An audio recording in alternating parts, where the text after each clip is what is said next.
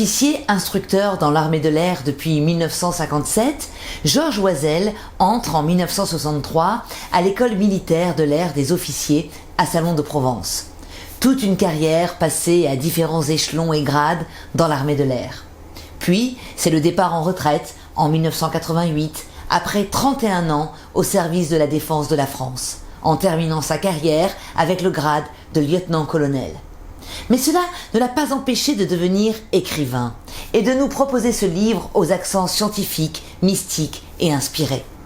Le Christ a évoqué le terrible jugement dernier de l'âme pour ceux qui ont commis le mal sans aucun repentir. Je cite : « Comme on arrache l'ivraie et on la jette au feu, il en sera de même à la fin du monde. Le Fils de l'homme enverra ses anges qui arracheront de son royaume tous les scandales et ceux qui commettent l'iniquité, et ils les jetteront dans la fournaise ardente.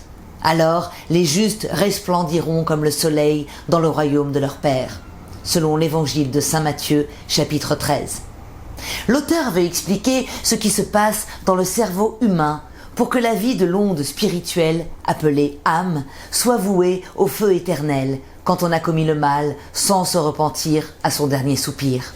Les athées et ceux qui doutent pourront découvrir la vraie nature de Dieu grâce aux arguments scientifiques irréfutables cités dans son ouvrage.